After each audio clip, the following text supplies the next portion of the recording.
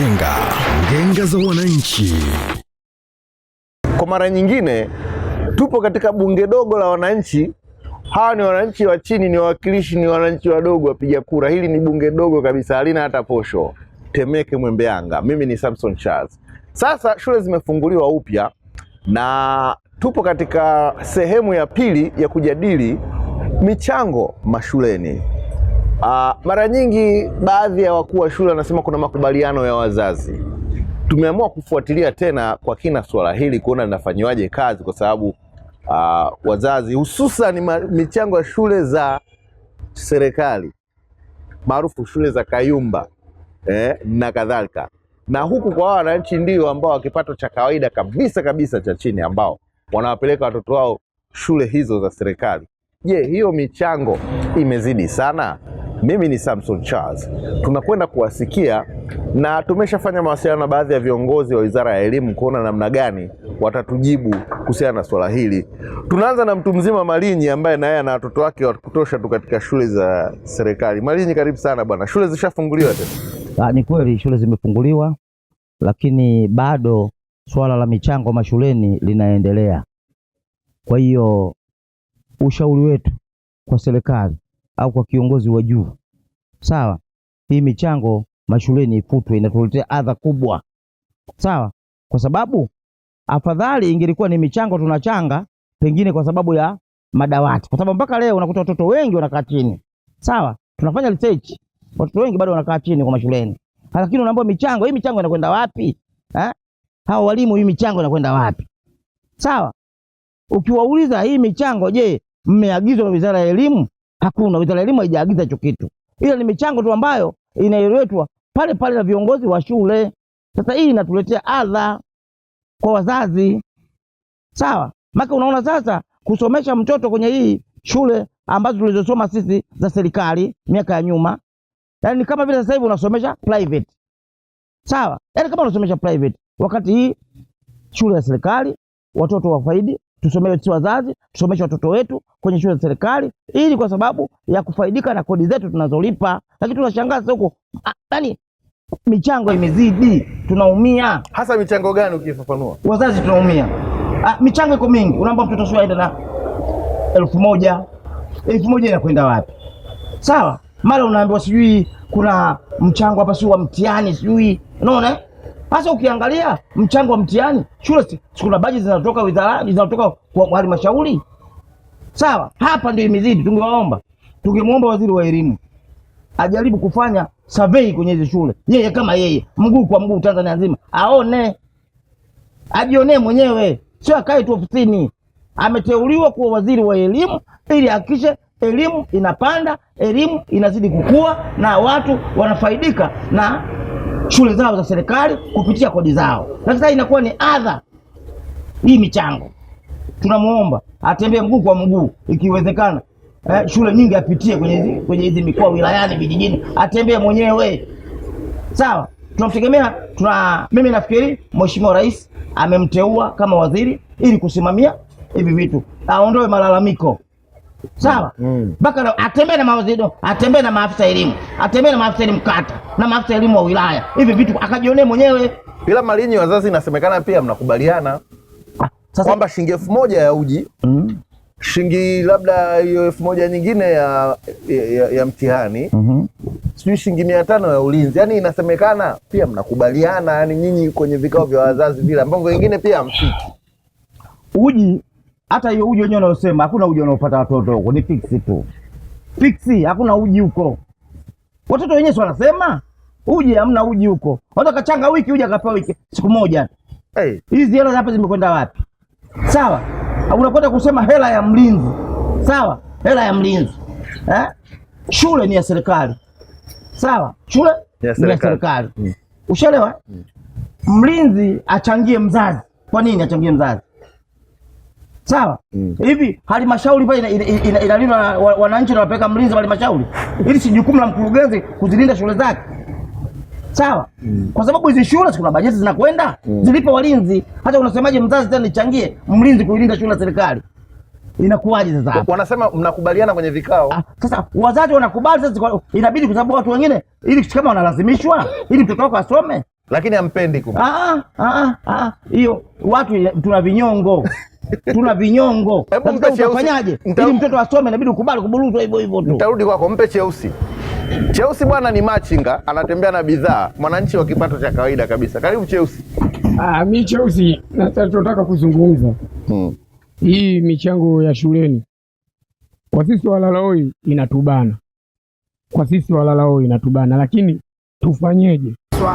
Cheusi, nataka nikuwekee sawa. Serikali imekuwa ikitoa fafanuzi ya kwamba hakuna michango shuleni na elimu ni bure, tena inaenda hadi form 6. Sasa yani haijabariki, lakini pia inachosema hata bungeni ni kwamba kuna vikao nyinyi wazazi mnakaa na vikao vingine Cheusi, baadhi yenu hamuhudhurii, mnakuta vishapitishwa na akidi ya wazazi. Mnaambia bwana, wazazi wenzenu wamesema ndio, nyinyi hamjaja kwenye vikao. Serikali hilo wanazungumza tu, lakini hawatembelei kwenye masuala ya shule, hawatembelei. Yaani wanazungumza tu juu kwa juu. Ila mimi ninachotaka kusema kwa mimi hapa, kwangu mimi, shule kama ya Yombo Kilakala, shule ile serikali imewaajiri walimu na imewaleta walimu wasaidizi, yani walimu wasiokuwa na mishahara. Umenipata? Walimu wasiokuwa na mishahara. Kwa hiyo wale wanawasaidia watoto zetu. Kusaidia watoto zetu unafanyaje? Wazazi inabidi tuchange kuwachangia wale walimu, kwa sababu serikali wale walimu wamewaleta shuleni ili kuwapiga tafu hawa walimu waliwaajiri, sawa, kuwasaidia. Wanasaidiaje? Kwa hiyo serikali imependekeza ili swala la michango shuleni iwepo, kwa sababu kuna walimu wanatusaidia sisi watoto wetu. Kwa mishahara wanapataje? Mishahara wanapata kwa michango yetu sisi, kwa sababu sisi tuliambiwa. Mtoto wako unachanga shilingi ngapi? Mtoto wangu mimi nachanga 600. 600 hiyo kwa kila siku shule ikifunguliwa hii. 600 hiyo inafanyaje? Shilingi 100 wanasema kwa walimu wale wanausaidia, wale ujitolea, sawa. 200 yani 300 mambo ya mtihani, sawa. 200 masuala ya uji ya pale shuleni, sawa. Masuala ya uji pale shuleni. Kwa hiyo shilingi 100 inaenda kwa mwalimu, shilingi 200 inaenda kwenye uji, 300 kwenye mtihani wa majaribio au tuition wanasema kwa jambo lingine. Kwa hiyo serikali bado hajaweka ufafanuzi kamili, wanaliongelea tu juu kwa juu, lakini kama wanakuwa wanafuatilia na hawa waajiri wasiokuwa na ajira, basi waajiri ili tuondokane na adhama zile za kutoa 600. Yaani walimu hao wasioajiriwa inabidi waajiri ili tuondokane na hizi 600. Na swala la kunywa uji ni sawa, kwa sababu wanatoka nyumbani saa 12. Kwa hiyo 600 ni kila siku Cheusi. 600 ni kila siku. Kwa hata serikali hapa ikisema ikufuate, uwafafanulie, uwape ushahidi, utawapa ushahidi? Mimi ushahidi nawapa, kwa sababu na watoto wawili wanasoma. Kwa kila siku 1200. Kila siku. Mimi natoa kila siku shilingi 2500. Shule ikifunguliwa 2500. Nikikosa nawapa shilingi 2000 ya shule. Maana yake hiyo kwa mimi mlalahoi nimeshaumia hapo. Maana yake hapo nimeumia. Nawapa shilingi 2500 kwa kila siku. Kwa hiyo 2500 kwa sababu kutwa nzima wanakaa shuleni, wanatoka saa 11 shuleni. Wanatoka saa 11. Na ukiangalia sisi wengine wazazi wote tunaenda kujitafuta. Kwa hiyo kwa mtoto ile 2500 ni ndogo, lakini tunafanya hivyo ili mradi mtoto aende kushule na apate vikachori vile, azibe pancha za njaa. Bungeni wanasema masuala ya michango ifutwe, lakini hawafuatilii. Wanasema wanataKUKURU. TAKUKURU sipo. Basi wangepenyeza hii TAKUKURU, hawa watu wapata TAKUKURU wangewapenyeza kwenye hizi mashule hizi kuangalia kweli zama wanapata vijana. Lakini Cheusi, mimi nina swali. Wewe hauoni kama mtoto wako bado hapo anasaidiwa, kwa sababu hakuna uji wa 200? Ila ukitoa kwa 200 anapata uji kwa shilingi 100, ndio analipa mlinzi. Sio mlinzi.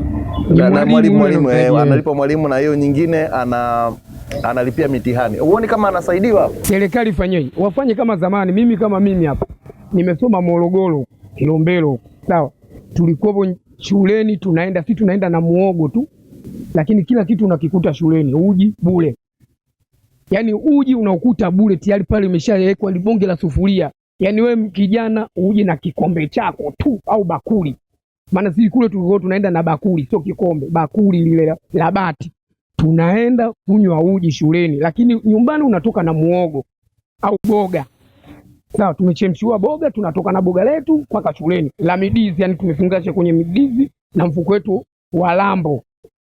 Sawa, tunaenda shuleni tunapata stahiki nzuri. Na michango hii ilikopo shuleni hakuna. Ukifanya utovu wa nidhamu ukifanya, unaambiwa shimo lile pale, nenda ukachimbe shimo la takataka.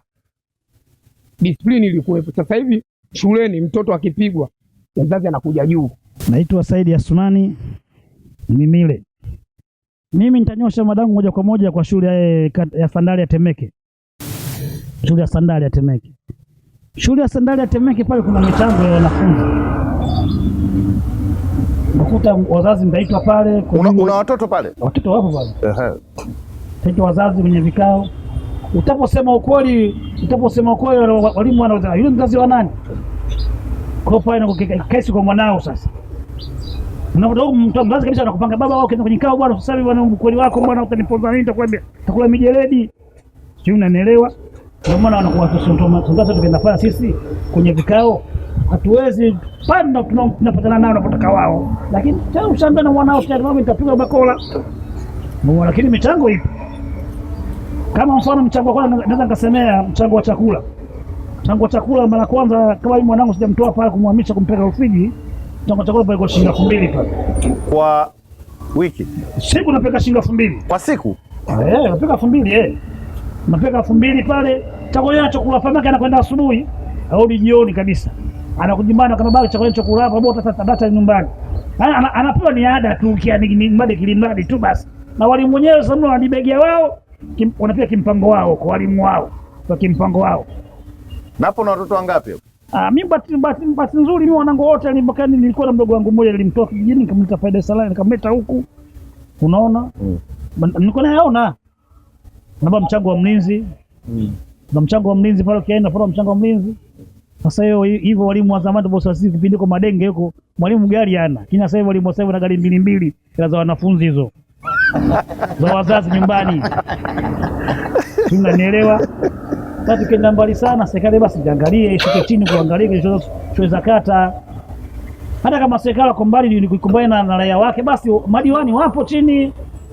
Wafanye kazi hiyo wasurvey shuleni wasurvey waangalie. Tena ukitaka unafuu kabisa waende wanafunzi wenyewe wanafunzi waende amkamate mmoja mvie wakaenda sehemu wapi kipindi. Wanapata kipindi kizuri tu. Sasa wanashindwa na kama ofisini tuna peni zao. Na waandishi habari na hao vitu vinginevyo tunasema vingine na kwa vifiki huko sasa. Na wao kidogo wanavikatakata. Wanajua hivi tunajua hivi tunavipigia wapi? Tutapigia Ikulu. Unaona wanakata. Wanafanya kazi zao nzuri tu. Lakini inashajua hii point ni berenga sehemu fulani ifiki. Wanajua na wake ndio wanapata kibano. Sawa, kile mtu anakuwa kulifa kamba yake. Saidi. Sasa ongea kitu ambacho hapa mimi si nitakikata. Ongea mama akusikie hapa. Mama, mimi nasema rais wangu wa Jamhuri ya Muungano wa Tanzania, mimi naomba watu wako wa karibu na tuko nao sisi watu wako washuke chini kuja kutuangalia mashuleni kwetu huku mashuleni. Wakina Mheshimiwa Adolf Mkenda. Washuke chini waje kutuangalia. Wabunge, mimi nasema kama mbunge wangu wa Temeke, Mama Kilave. Nimemchagua mimi mwenyewe Mama Kisangi. Mama Kisangi ashuke chini. Aje kutuangalia kuna mji na diwani wangu Mariamu Mtemvu. Ashuke chini aje kutuangalia kwenye shule zetu za tuangalie Kaguye Temeke, Muungano, Madenge. Kule nikienda Sandali kule yuko diwani wangu nani huyu Sandali? Nani huyu? Mlisho Kamba na yeye. Wana Sandali wamemchagua kwa bashasha. Basi ashuke chini atembee, angalie mazingira. Unapokuwa karibu na raia, unajua si diwani tunaye. Unapokuwa mbali ushapata ule diwani. Unapokaa mbali kabisa na raia wako basi. Na hiyo baadaye nakususa. Kwa hiyo mimi ni hayo tu bwana. Haya, asante sana. Hatutakata hiyo clip jamani. Anahofia tutaedit, hatuedit, inakwenda kwa wenyewe. Hizi ni sauti za wananchi. Ngenga za wananchi. Kwa leo tumeishia hapo kutokana na points za wananchi ambao umewasikia wakizungumzia michango mbalimbali ambayo kwao ni kero, na wanasema ya kwamba hata mikutano wanayokaa kama wazazi wanalazimika kukubali, lakini huwa hawapendi. Wananchi hao wataendelea tena kuzungumza kuhusiana na kero ya michango kuzidi mashuleni. Watasema nini? Usikose kufuatilia kipindi kijacho ambacho kitaendelea kutoka pale ambapo kimeishia hiki. Mimi ni Samson Charles, tukutane wakati mwingine. Ngenga za wananchi.